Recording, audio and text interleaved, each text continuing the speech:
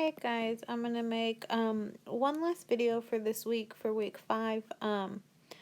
So this time we are giving a polynomial and you have to take out the GCF of both or of all the terms. So for example, we have 2 terms here and they want you to take out the GCF. So we have to think, what is the GCF of 2 and 8? So in other words, what is the biggest number that can go into 2 and can go into 8? Well, this time it's a little simple because the only number that can go into 2 is 2, and luckily 2 can also go into 8. So we are going to take out a 2 from both of the terms. And you notice that they both have an A. So we're also going to take out an A. So the GCF of 2a to the 4th and 8a is 2a. So we are literally just going to pull out that term from it. So if I come over here to the side, and if I had 2a to the 4, and I divided that by 2a, well, technically these 2's would cancel. And remember, if we are dividing, we subtract our exponents. So for this first term, there's going to be an a to the 3rd left behind. Okay? So then I'm going to add, because it says to add. Then I'm going to take the second term, 8a, and keep in mind that we took out a 2a. So if we divide that, 8 divided by 2 is 4, and those 8 a's cancel. So all that I'm left with is 4. So I have a 4 left.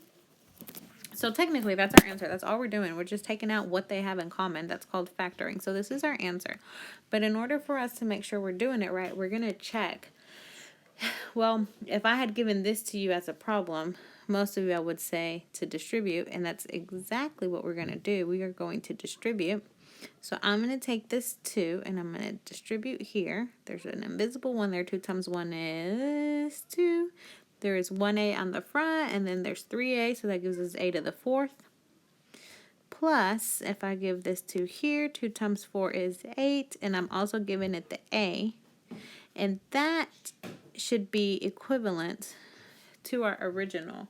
So if it is, if we end up getting the same thing, then I know that my answer is correct. Okay, so that's the first method, just looking at it and figuring out what it is that they have in common. The second method that I'm going to show you works for the problems that are a little bit more complex. So let's say that I gave you this. First of all, let's identify the terms that are in this problem. This is the second to last worksheet in your packets, the Factor by GCF. It has the coloring on the back, so it's number 2 on that worksheet. So I just wanted to give you a little heads up. So first of all, let's figure out how many terms. Well, here is one term. Here's another term, and here is the third term. So we are basically going to do the birthday cake method upside down. So I'm going to put this in the first layer of my birthday cake. Now, I'm giving you options. So this is method 1. We are going to look for a number, or we're going to think of a number that can go into 5, that can go into 50, and that can go into 45. 5 is prime, so 5 can go into 5. 5 can go into 50. 5 can go into 45. So we are going to take out a 5. So I'm going to take out a 5. And remember, whatever is left is what goes in this second layer. Well, if I take out a 5 from 5, there's nothing left. So 5 divided by 5 is 1. And then I still have that y squared z to the 5th minus this 50 divided by 5 gives me a 10. I didn't do anything with the variables, so I'm going to bring those down. Plus, I also have to divide this 45 by 5. 45 divided by 5 is 9, and then we still have those variables, so we're going to bring down those variables. Okay? All right, well, let's look at these terms. It looks a little bit better. There is still something that each of these terms have in common.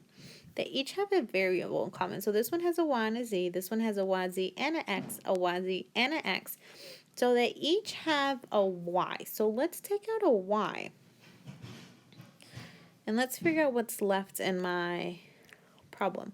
So if I am bringing down that 1, if I had y squared and I took out one of the y's, I'm left with y. I did not do anything with that z, so I'm going to bring down that z. Minus, I'm not doing anything with the 10. I'm only focusing on the y's. I have 2 y's here. If I take one of those y's, I'm left with y to the 1, and then I still have my other variables, so I'm bring those. plus 9. Now keep in mind, this y, I already put it on the outside. This y is out here, so there's no more y's. So zx to the third. Okay, so it's looking a little bit better. Let's see. This has a y and a z. This has a y, z, and an x, a z and an x. There is still something they all have in common. They each have a z. So this time, let's take out a z. And change that to blue. So we're taking out a z. So in this layer, we are only focusing on the z's. So if I have 1y here, 1yz5, and I take out a z, I have 1y z4. Then I have minus 10y. I'm focusing on the z's. If I took out a z from two z's, that leaves me z to the 1, x to the 2, plus, I have that 9. That z is on the outside. So I'm just going to bring down the x to the third. If you notice, there is nothing else that they all have in common. They don't all have an x. There isn't a number that can go into 1, 10, and 9 because 1 is basically done. So yeah, pretty much our problem is done. So we are going to take these 3 and we're going to write those down. 5yz, and then we're going to open our parentheses and we're going to pretty much just write down that last layer. 1yz4 minus 10yz x squared plus 9x to the third. How do we check if we did this right? We would take this. Well, first of all, this is my answer. We would take the outside and we would just distribute, and then we should end up with our original problem. On this assignment, on number 2, it's just asking for the GCF. And so the GCF would be this, 5yz, which ends up being dark green. So, yeah. On the last one, it actually wants this whole box. So be sure you give me the whole box. Please, please, please, please, if you have any questions, let me know.